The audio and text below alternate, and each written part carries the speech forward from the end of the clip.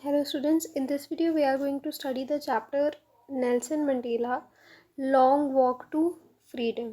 ठीक है.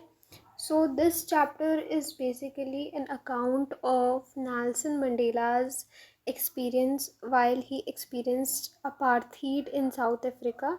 And what is apartheid? We are also going to discuss that too in this video. So we'll read each and everything in detail and you will understand it. So first thing is apartheid is a political system that separates people according to their race. मतलब कि apartheid is a kind of racial discrimination. Racial discrimination means on the basis of color. So South Africa was the country which faced apartheid very recently. ठीक है. So let's check out the experience of Nelson Mandela.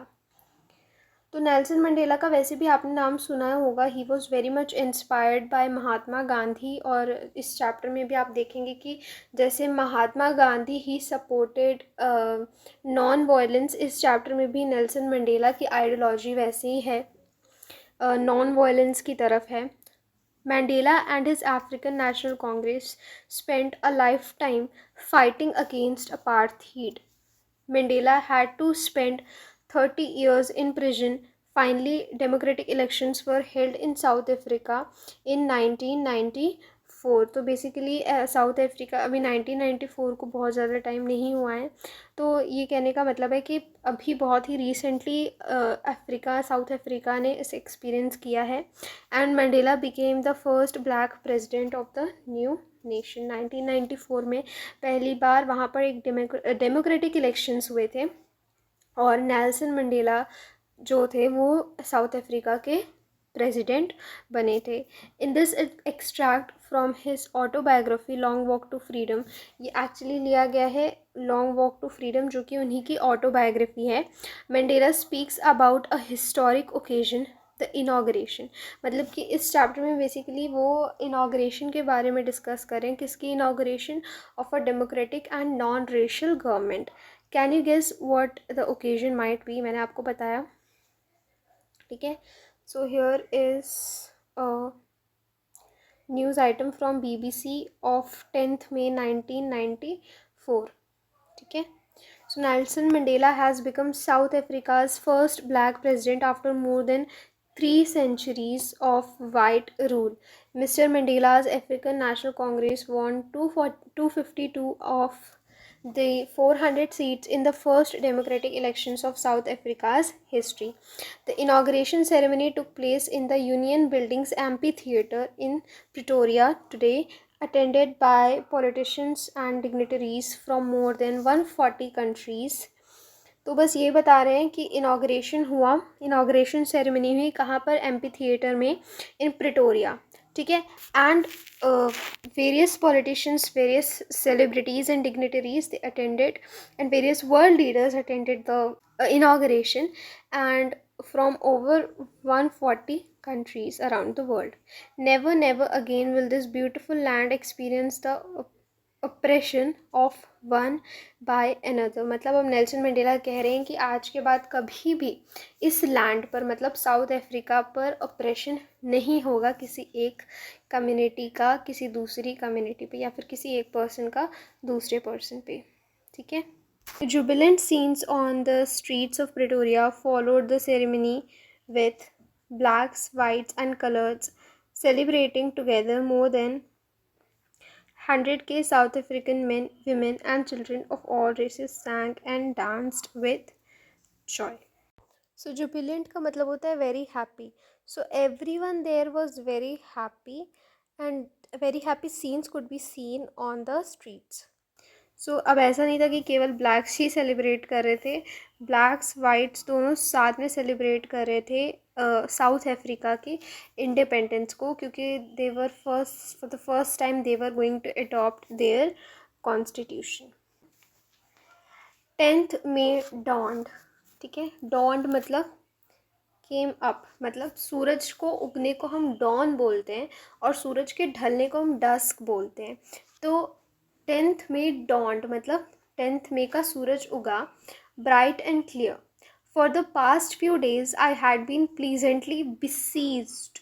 Besieged का मतलब already दिया हुआ है, to be surrounded closely by, ठीक है, dignitaries and world leaders who were coming to pay their respects before the inauguration of non-racial and democratic government. ठीक है, the inauguration would be the largest gathering ever of the international leaders on South African soil. मतलब ऐसा पहली बार हो रहा था जब इतने सारे लीडर्स साउथ अफ्रीकन सॉइल पर गैदर हुए थे. तो ये पहली बार ऐसा हुआ था कि इंटरनेशनल लीडर्स की गैदरिंग हुई थी साउथ अफ्रीकन सॉइल पे. ठीक है, the ceremonies took place in the lovely sandstone amphitheatre formed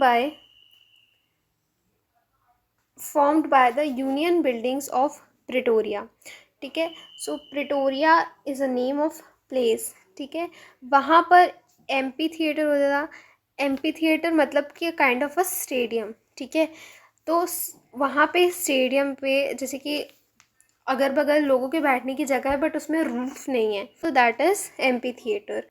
ठीक है, सैंडस्टोन एम्पी थिएटर मतलब कि this was the material of which the amphi theatre was made of. ठीक है, for decades this had been the seat of white supremacy, and now it was the site of a rainbow gathering of different colors and nations for the installation of South Africa's first democratic and non-racial government.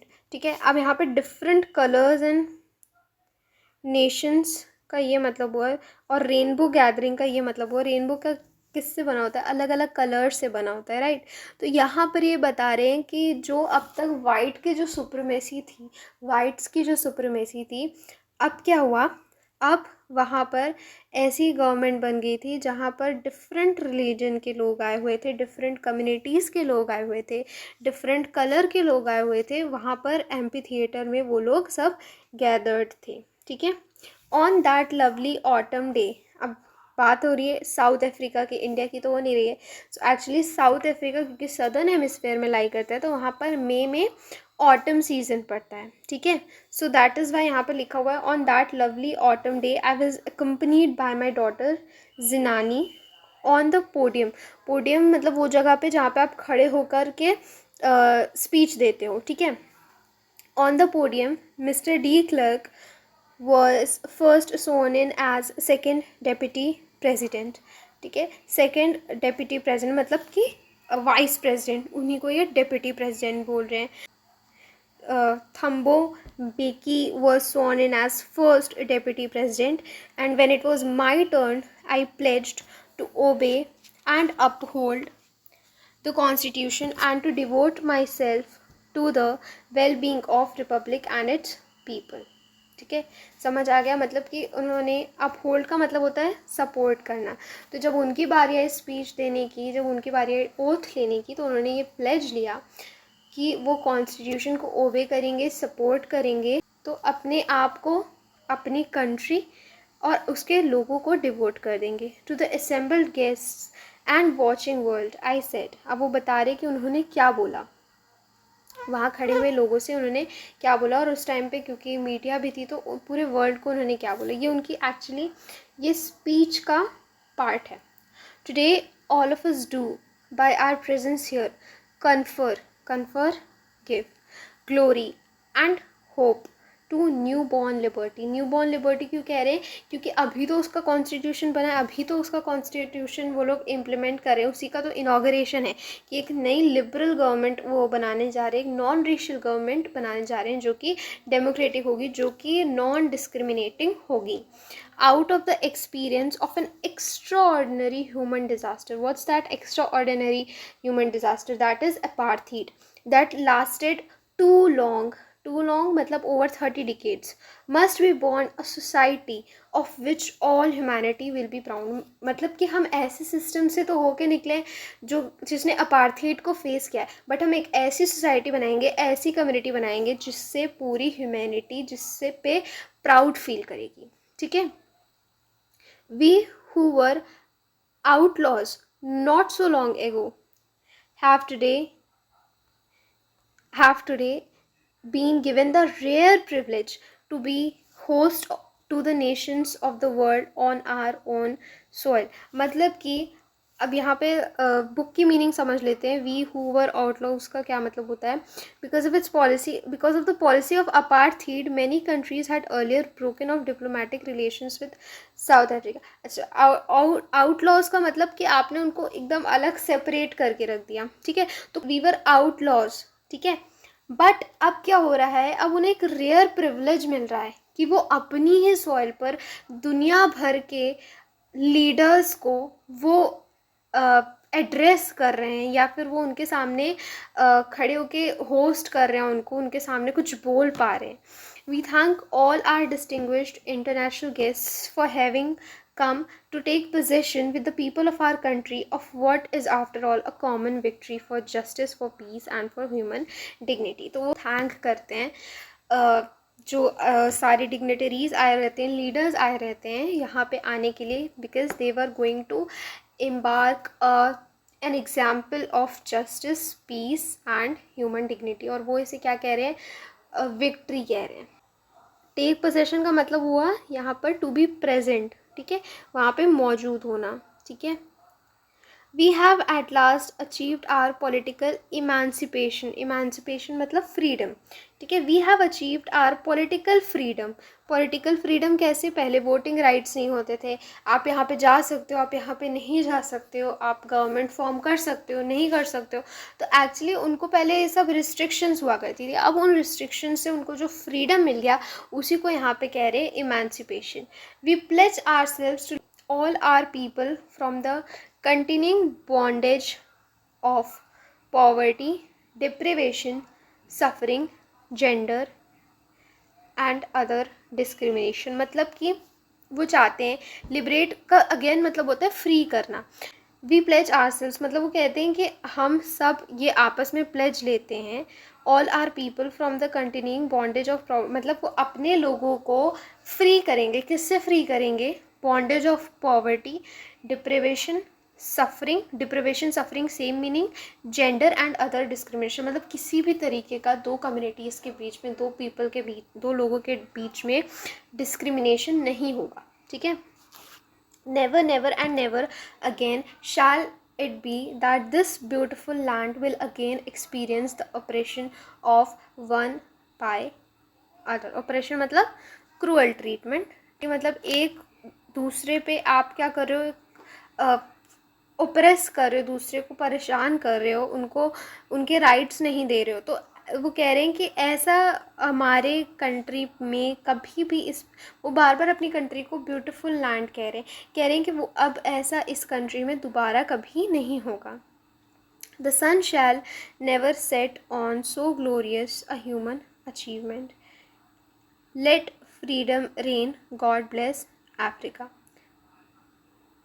The sun shall never set. Sunset का क्या मतलब होता है, सूरज का डूबना. तो वो कह रहे हैं कि एक ऐसी एक ग्लोरियस ह्यूमन अचीवमेंट है. ठीक है, सो द सन शैल, अब इस ग्लोरियस ह्यूमन अचीवमेंट का जो सूरज है, मतलब इस ग्लोरियस अचीवमेंट पे जो सूरज है, इसका सूरज कभी भी नहीं ढलेगा. The sun shall never set on so glorious a human achievement. Let freedom reign. Reign का मतलब होता है rule. Let freedom reign. God bless Africa.